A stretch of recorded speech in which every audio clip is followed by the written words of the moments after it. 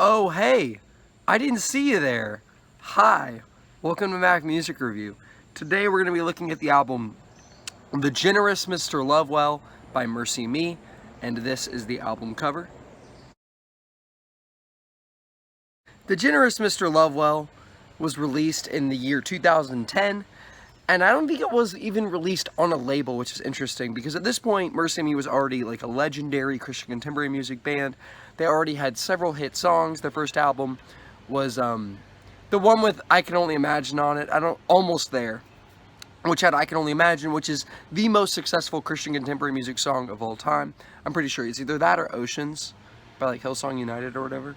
But I think it's the most popular. I'm pretty sure it's the most popular song. They made a movie about it. I watched the movie.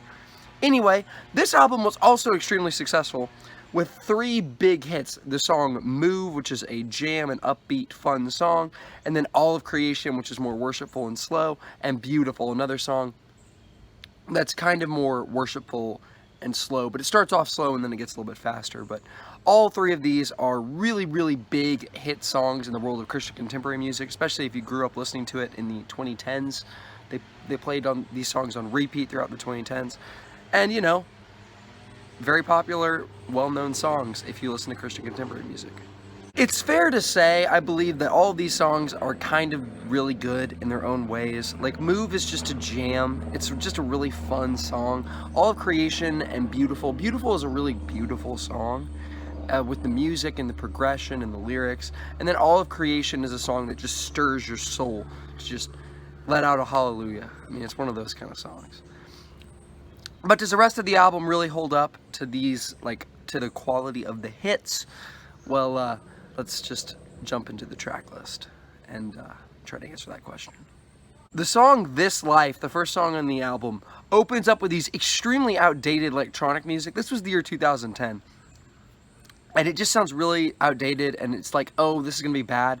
But once the chorus comes around, it's a really fun song, very high energy, very upbeat, and it's a solid song.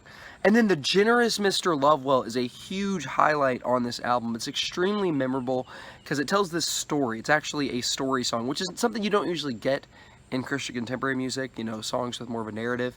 But it follows this guy named Mr. Lovewell who loves people well. He's just constantly giving of his time and just making time for other people and just giving things away and just, in general, just loving his neighbor. And it's just a really great, encouraging song and a great, like, Christian example of how Christians are supposed to live, but kind of to an exaggerated extent. But I mean, we all need a little more Mr. Lovewell, is what he says. And yeah, it's a great song. The most interesting song in this album to me is Crazy Enough, because this is a kind of song that you don't hear in Christian contemporary music. Once again, it's just really slow burning. It's this really slow burning, slow moving song where the singing performance is really interesting. It's just this kind of slow burn, which is not like slow sad, but slow kind of eerie, slow kind of weird, slow kind of mystical, like a very unique vibe. It's just a vibe that you don't get on like any other MercyMe song or like any Christian contemporary music in general. It's extremely unique and I kind of love it. Then we have the 2 hits, All of Creation, Beautiful, already talked about those. Then Back to You. Back to You is very breezy and uplifting, and it really is a song that just makes you feel good. And so I'm just going to have to give it a thumbs up. Don't have a lot to say about it other than it's just a really nice, feel-good song. And then you have Only You Remain, which is extremely generic and forgettable. Literally, like, the second after I'm done listening to it, I can't remember anything from it. It's that forgettable.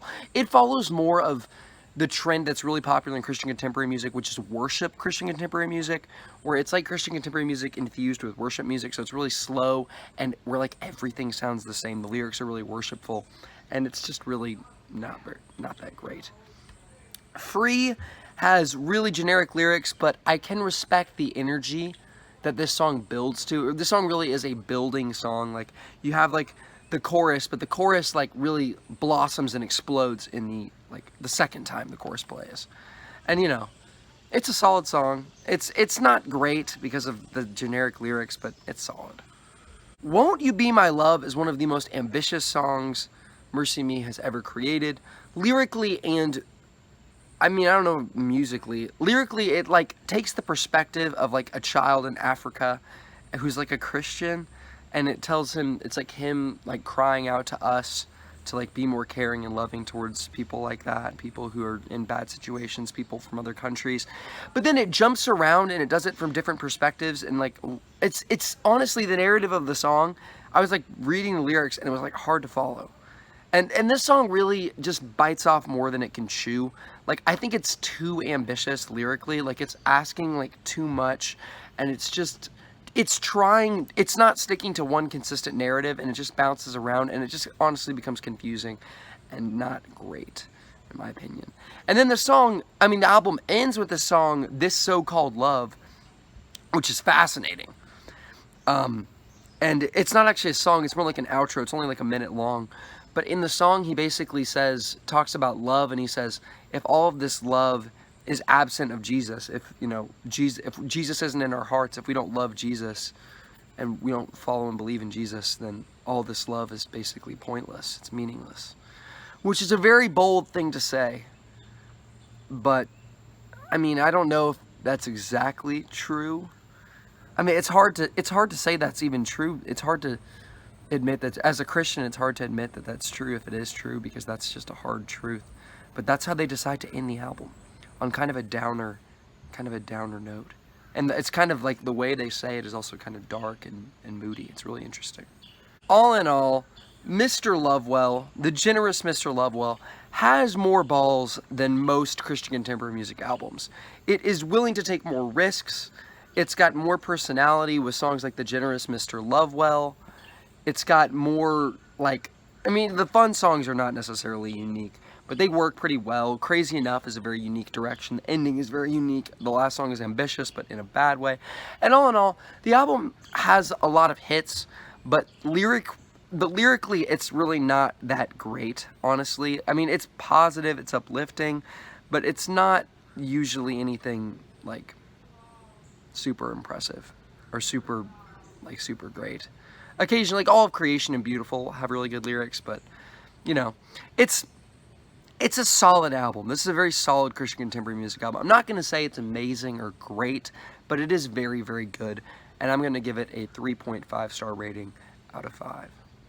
Thank you for watching the video. What is your favorite MercyMe song? What is your favorite MercyMe album? Let me know down in the comments, and have a great rest of your day.